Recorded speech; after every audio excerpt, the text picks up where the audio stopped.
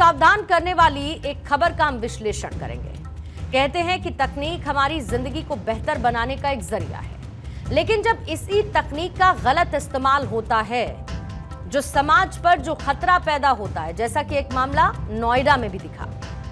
आजकल आपने एक शब्द बहुत कॉमनली सुना होगा और यह शब्द है डिजिटल अरेस्ट का। आपने ये सुना होगा कि किसी शख्स को कुछ घंटे के लिए या किसी एक दिन या 2 दिन के लिए डिजिटल अरेस्ट कर उसे ठगी का शिकार बनाया गया। लेकिन अब जो खबर आपको हम बताने वाले हैं, हमारा दावा यह है कि उसे सुनकर आपके पैरों तले जमीन खिसक जाएगी, क्योंकि नोएडा से जो डिजिटल अरेस्ट का मामला सामने आया वो सनसनीखेज भी है।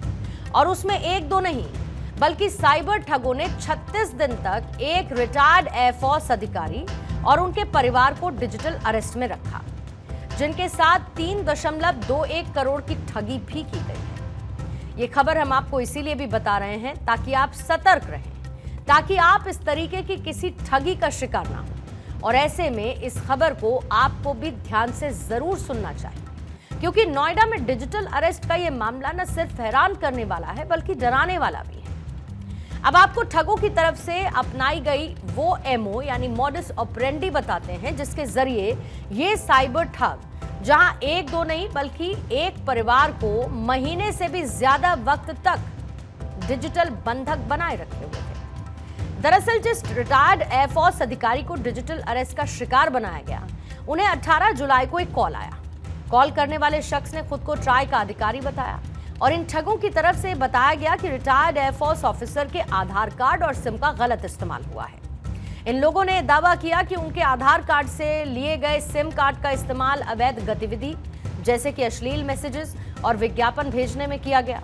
और इसके बाद इन ठगों ने मुंबई क्राइम ब्रांच में केस दर्ज होने की बात कही। इतना ही नहीं, इन लोगों ने यह भी बताया कि रिटायर्ड एयरफोर्स अधिकारी के बैंक खाते का इस्तेमाल मनी लॉन्ड्रिंग में भी हुआ है। यानी कि पूरा का पूरा एक प्लान तैयार किया गया। एक पल को भी पीड़ित परिवार को यह महसूस नहीं हुआ कि उनके साथ एक बड़ी डिजिटल ठगी हो रही है। अब आप ये भी समझिए कि इसके बाद क्या हुआ, किस तरीके से रिटायर्ड एयरफोर्स अधिकारी सुबीर और उनके परिवार से जो पैसे लूटे गए। डिजिटल अरेस्ट के दौरान पूरे परिवार को गिरफ्तारी का डर दिखाया गया। उसके बाद पीड़ित की पत्नी और बेटी को 24 घंटे की निगरानी और किसी से संपर्क न करने की हिदायत इन ठगों ने दी है। ठगों ने एक फर्जी मजिस्ट्रेट की ऑनलाइन सुनवाई भी करवाई। क्लीन चिट के लिए उसकी जमा पूंजी का वेरिफिकेशन भी कराने को कहा। 22 अगस्त तक 6 बार में 3 करोड़ 21 लाख ट्रांसफर करवाए। परिवार को पहले शक नहीं हुआ, क्योंकि हर बार यही कहा गया कि वेरिफिकेशन के बाद इस रकम को लौटा दिया जाएगा। हालांकि ऐसा हुआ नहीं। एक बार पैसा गया तो वापस लौटता कहां है। सरकार, प्रशासन और पुलिस की तरफ से लोगों को जागरूक करने की कोशिश लगातार की जाती है।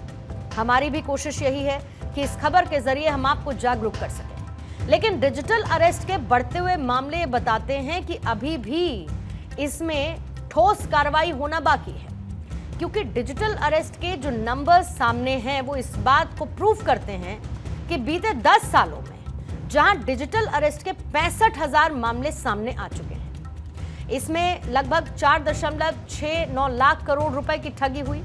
रिजर्व बैंक की एक रिपोर्ट यह बताती है कि 2023 के दौरान देश में 30,000 करोड़ रुपए से ज्यादा का फ्रॉड हुआ है। सतर्क रहने में भलाई है और यह पूरा मामला बताने वाला इसीलिए है। अब डिजिटल अरेस्ट जैसे मामले बहुत आम हो चुके हैं। ये पुलिस के लिए भी चुनौती है कि कैसे इन मामलों पर वो अंकुश लगाए, ताकि लोग डिजिटल अरेस्ट से खुद को बचा सकें।